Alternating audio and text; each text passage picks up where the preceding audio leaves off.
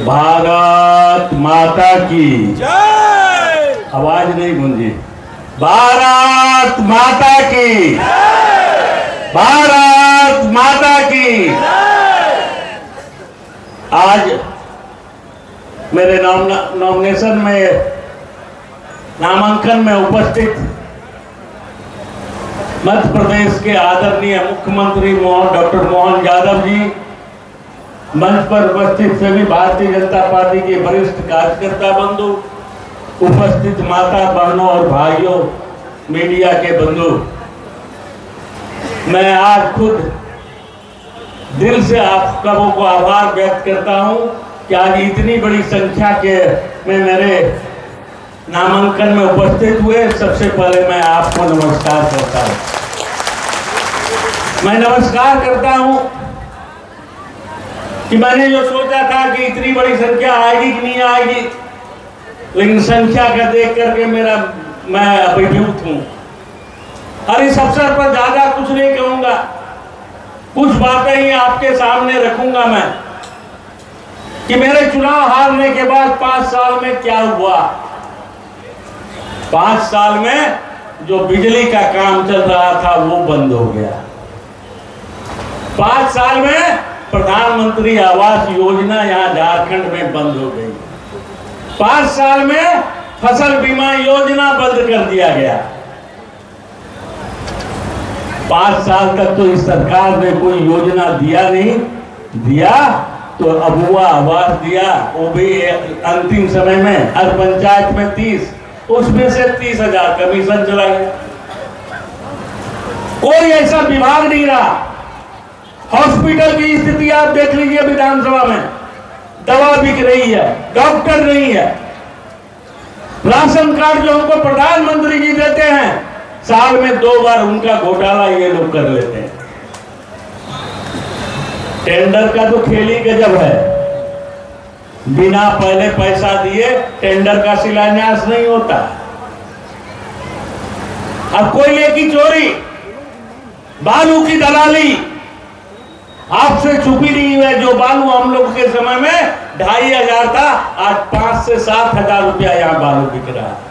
सरकार कहती है कि हम फ्री में बालू देते हैं, यहाँ उनके आदमी कमीशन उठाते हैं। पत्थर में भी यही हालत है। अब विकास के नाम पर यह विधानसभा पिछड़ गया। जो सपना था भारतीय जनता पार्टी का, घर घर तक हम विकास के काम को पहुंचाएंगे, लोगों की आर्थिक स्थिति को सुधार करेंगे, लेकिन इस 5 साल की सरकार ने केवल बयानबाजी किया। नौकरी के नाम पर, बेरोजगारों के नाम पर तो सबसे ज्यादा अन्याय किया। 1932 की बात बोला, खतियानी रैयत को नौकरी देंगे। खतियानी रैयत और 1932 तो लागू नहीं हुआ। अब 5 साल में 5 नौकरी नहीं हुई। सिपाही को दौड़वा, सिपाही की बहाली में अभी जो देखा था आपने, होमगार्ड की बहाली में, पहली बार हिंदुस्तान में 16 व्यक्ति बेरोजगार युवक मर गए इस दौड़ में। लेकिन उनके घर पर सहानुभूति व्यक्त करने के लिए हेमंत सरकार का कोई नहीं गया। दुर्भाग्य है ऐसे सरकार पर। और यहाँ की सरकार तो खुद जेल जा चुकी है। आप भी सरारगंज में बगल में देखते होंगे कैसे पहाड़ के पहाड़ खा गए। ऐसी सरकार जो जनता के हित में नहीं है। इन्होंने क्या दिया? ग्रीन राशन कार्ड बनवाया कि जिसको राशन कार्ड नहीं है उसको हम राशन देंगे। दिया क्या? साल में 1 बार अनाज देता है। दाल भी अब 5 साल में 1 बार मिला, पता नहीं दाल कहां चला गया। धोती साड़ी की योजना चलाई, 5 साल में 10 बार देना था। दिया कितना?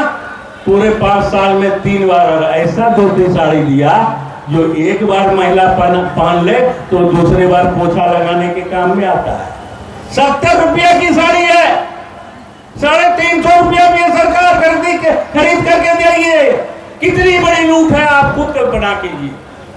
विकास की बात कीजिए तो यहाँ की नेत्री को गुस्सा चढ़ जाता है, उनके माथे पर बल पड़ जाता है। यदि कोई बोल दे तो उसको धमकाना भी शुरू कर देता है। देख लेंगे, आपने इनके वीडियो भी सुना था ना कि पहले कमीशन जमा करो उसके बाद कोई बात होगी। तो इस स्थिति को आप देखिए, ये कांग्रेस से आम जनता का कभी भला नहीं हुआ।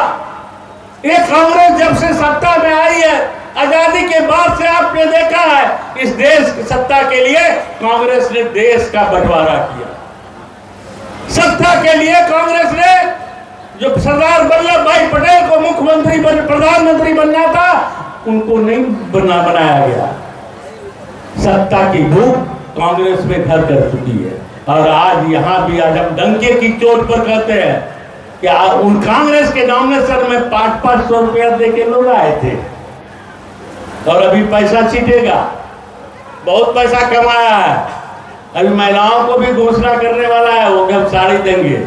तो ऐसे साड़ी और पैसा देने वाले कि कांग्रेस के कार्यकर्ता से जरूर पूछिएगा कि पैसा कहां से आया आपके पास। ये लूट का धन है, ये महात्मा विधानसभा की जनता का धन है जिसको आपने लूटा है। और इस लूट का मौका है इस बार आपके सामने कि आप इसका जवाब दें। गांव-गांव में सतर्क रहिएगा, कांग्रेस के लोग घुसेंगे, सवाल कीजिए। रात में गाड़ी घुसे तो इस बार डंडा लेके भी खड़ा रहिएगा कि इस बार तुम्हारी दादागिरी नहीं चलने देंगे। तुमने बहुत बड़ा अन्याय अगले बार किया है, हमारे आदिवासी कार्यकर्ता को पीटा, जहां जहां देखा कार्यकर्ता को रोका।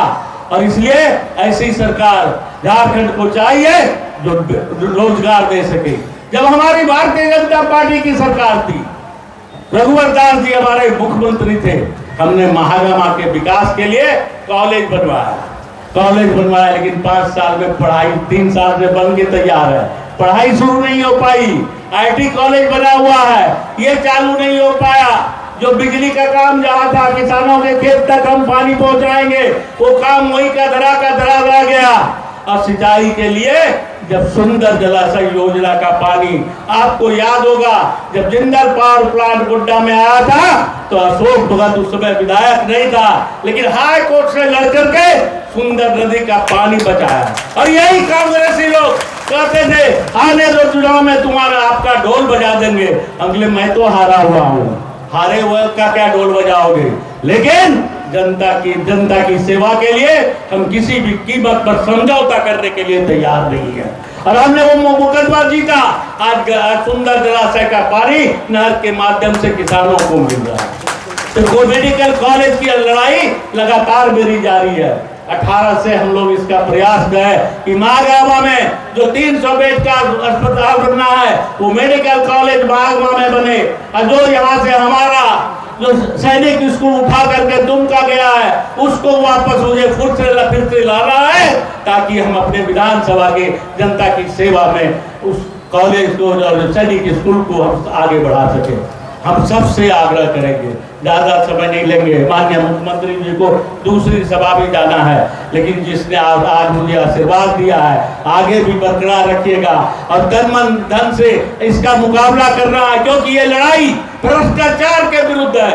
एक तरफ भ्रष्टाचार है तो दूसरी तरफ दिल से मजबूत भारतीय जनता पार्टी का एक कार्यकर्ता खड़ा है कि आपकी जो कारनामे है उसको उजागर करूंगा और उसके खिलाफ लड़ाई लड़ूंगा। एक भी आरोप आपके इस पूर्व विधायक पर अशोक भगत पर आज तक कोई नहीं लगा पाया। आज थाना की दलाली हो रही है, आज बालू ट्रैक्टर से चलता है, 1500 रुपया की दलाली कांग्रेस के लोग जाके उठाते हैं, कोयला में जाके रात भर जाकर के वसूली करते हैं, पत्थर में वसूली करते हैं। बीडीओ परेशान है, सीओ परेशान है, दरोगा परेशान है, एसडीओ परेशान है, डीएसपी परेशान है, सरकारी तंत्र से लेकर के आम जनता भी परेशान है। इस परेशानी से निजात पाना है और इस बार डंके की चोट पर हम आपसे आग्रह करेंगे कि आप जिस बड़ी संख्या में आकर के आज मुझे आशीर्वाद दिया है, आने वाला चुनाव भारतीय जनता पार्टी ये निश्चित रूप से विजयी होगी। आपसे आग्रह है, जो हमारी माता बहन है सबसे आग्रह है कि कुछ मत विचार कीजिएगा, लालच में मत बचिएगा। उनका कहना है कांग्रेस का, मैं पैसा से वोट खरीदूंगा और मैंने कहा है जनता के प्यार से मैं जीतूंगा।